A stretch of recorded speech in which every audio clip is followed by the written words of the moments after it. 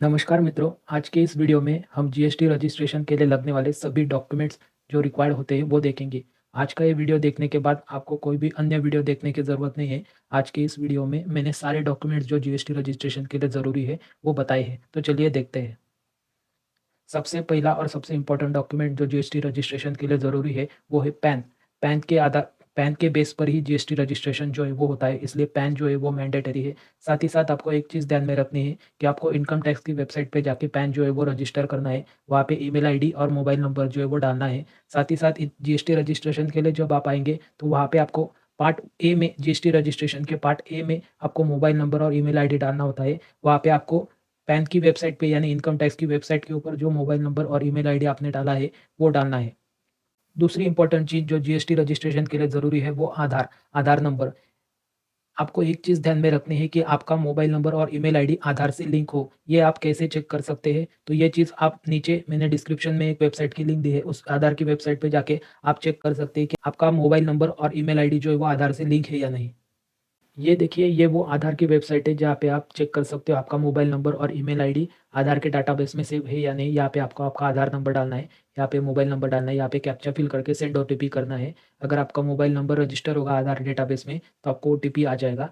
साथ ही साथ अगर आप ईमेल आईडी वेरीफाई करना चाहते हो तो आपको ईमेल आईडी पे टाइप करके यहाँ पे आधार नंबर, ईमेल आईडी डाल के सेंड ओटीपी करके चेक कर लेना है। इस वेबसाइट की लिंक जो है वो मैंने डिस्क्रिप्शन में दे दी है, वहाँ पे जाके आप इस वेबसाइट को चेक कर सकते हैं। आपका मोबाइल नंबर और ईमेल आईडी आधार से लिंक होना इसलिए ज़रूरी है क्योंकि बाद में जब आप जीएसटी रजिस्ट्रेशन एप्लीकेशन सबमिट करेंगे तब आप ऑनलाइन ऑथेंटिकेशन कर सकेंगे, इसलिए मोबाइल नंबर और ईमेल आईडी आधार से लिंक होना ज़रूरी है। तीसरी चीज़ इंपॉर्टेंट है वो है पैन और आधार आपका आपस में लिंक होना चाहिए। यह चीज़ आप कैसे चेक कर सकते हो? तो इसके लिए आपको इनकम टैक्स की वेबसाइट के ऊपर जाना है। इनकम टैक्स की वेबसाइट से आप ये चीज़ चेक कर सकते हो कि आपका पैन और आधार आपस में लिंक है या नहीं। अगली चीज़, एचयूएफ के केस में आपको एचयूएफ का पैन जो है वो ज़रूरी है और कर्ता का पैन जो है वो भी ज़रूरी है। एप्लीकेशन आपको एचयूएफ के पैन से करना है, लेकिन जब ऑथराइज़ सिग्नेटरी का नाम आप दोगे तो उस समय आपको कर्ता का पैन जो है वो देना है। साथ ही साथ आपको पासपोर्ट साइज़ फ़ोटो जो है वो भी लगेगा कर्ता का।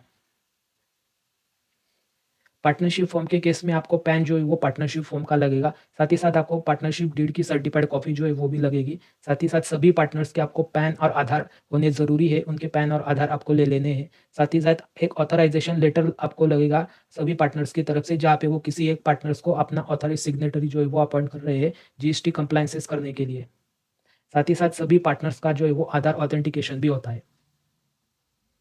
Company, LLP, OPC, one person company के केस में कंपनी का पैन जो है वो लगेगा, साथ ही इनकॉर्पोरेशन सर्टिफिकेट लगेगा कंपनी एलएलपी का। साथ ही साथ सभी डायरेक्टर्स के नाम, उनके पैन और आधार वो भी लगेंगे। साथ ही साथ एक रिज़ॉल्यूशन लगेगा जिसमें कोई किसी एक बंदे को, किसी डायरेक्टर को या किसी पर्सन को ऑथराइज़ सिग्नेटरी जो है वो अपॉइंट किया जा रहा है जीएसटी कंप्लायंसेस के लिए। ये आपको कंपनी के लेटर हेड के ऊपर ये लेना है लेटर। साथ ही साथ डिजिटल सिग्नेचर सर्टिफिकेट भी ज़रूरी है कंपनी के केस में।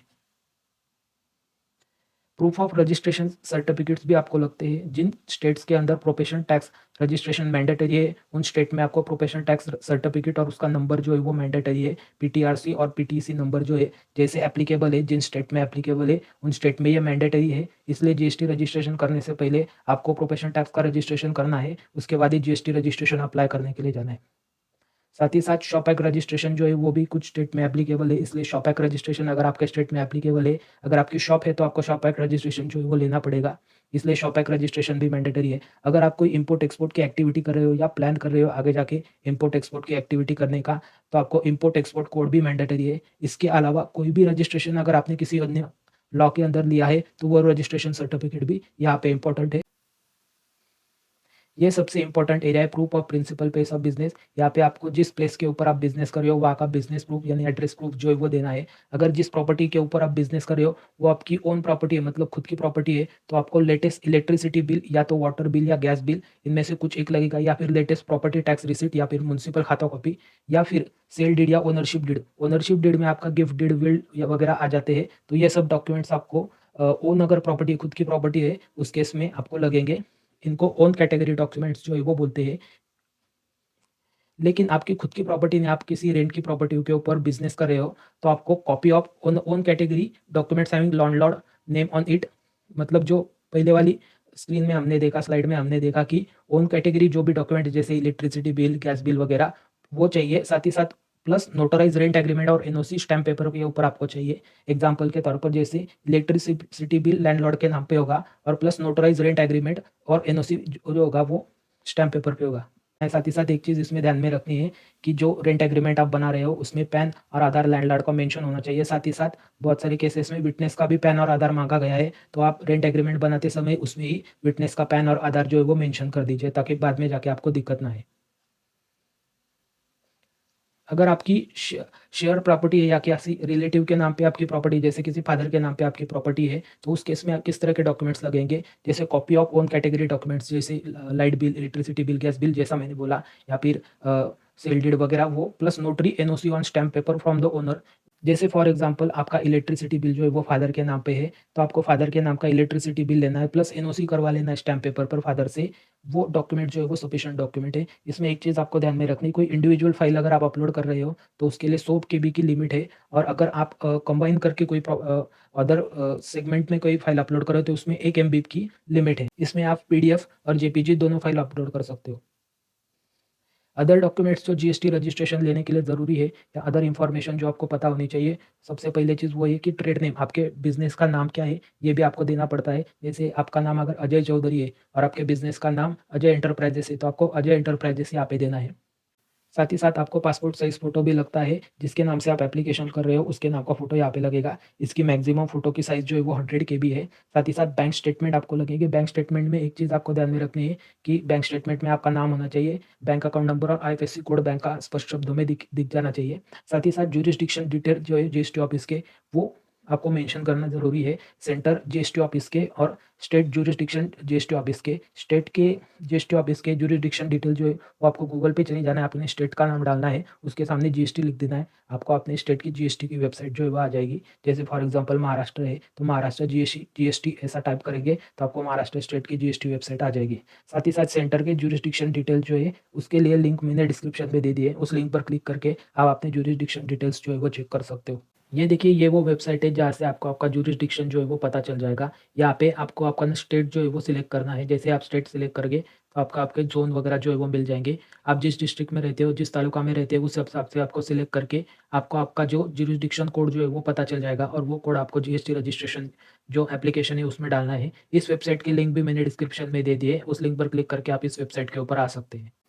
साथ ही साथ जीएसटी रजिस्ट्रेशन फॉर्म अप्लाई करते समय आपको नेचर ऑफ एक्टिविटी जो है वो भी बतानी पड़ती है। जैसे आप रिटेल कैटेगरी का कोई बिज़नेस कर रहे हो, इम्पोर्ट का बिज़नेस कर रहे हो, एक्सपोर्ट का बिज़नेस कर रहे हो, सर्विस दे रहे हो या होलसेल, ऐसा कुछ नेचर ऑफ एक्टिविटी जो है वो भी आपको जीएसटी रजिस्ट्रेशन एप्लीकेशन में बतानी पड़ती है। साथ ही साथ आपको एचएसएन कोड जो है वो भी बताने पड़ते हैं। एचएसएन कोड जिस गुड्स में आप डील कर रहे हो उसके बताने पड़ते हैं। मिनिमम 1 एक्टिविटी आपको बतानी पड़ती है, मैक्सिमम 5 एक्टिविटी आप बता सकते हो। साथ ही साथ अगर आप सर्विसेज़ में डील कर रहे हो तो आपको एसएससी कोड जो है वो बताने पड़ते हैं।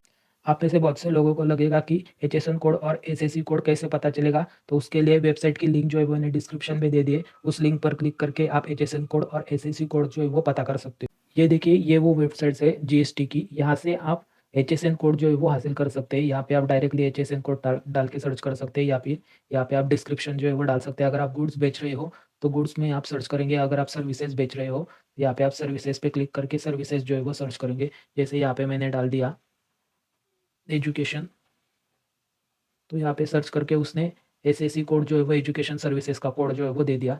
जैसे आप अगर गुड्स में डील कर रहे हो तो यहाँ पे गुड्स सिलेक्ट करके आपको यहाँ पे टेक्सटाइल डाल देना है। तो यहाँ पे वो टेक्सटाइल इससे रिलेटेड जो भी एचएसएन कोड है वो आपको बता देता है। इस तरीके से आपको आपके एचएसएन कोड सर्च करके आपको जीएसटी रजिस्ट्रेशन एप्लीकेशन में डालने हैं। इस वेबसाइट की लिंक जो है वो मैंने डिस्क्रिप्शन में दे दी है, वहाँ से आप क्लिक करके इस वेबसाइट के ऊपर आ सकते हो। दोस्तों, मेरे आगे आने वाले वीडियोस में मैं जीएसटी रजिस्ट्रेशन ऑनलाइन कैसे किया जाता है ये बताने वाला हूँ। साथ ही साथ जीएसटी रजिस्ट्रेशन लेने के बाद क्या-क्या फॉर्मेलिटीज़ करनी होती है ये भी बताने वाला हूँ। साथ ही साथ जीएसटीआर 1 और जीएसटीआर 3 भी ऑनलाइन कैसे भरते हैं ये भी बताने वाला हूँ। इसके अलावा बहुत सारे इनकम टैक्स जीएसटी रिलेटेड अन्य वीडियोज़ मैं अपने चैनल के ऊपर डालता रहता हूँ। साथ ही साथ ये वीडियो अगर आपको पसंद आए तो इस वीडियो को ज़रूर लाइक करिए और मेरे चैनल को सब्सक्राइब करिए, ताकि जैसे ही मैं नया वीडियो डालूँ तो उसकी नोटिफिकेशन आपको मिल जाए।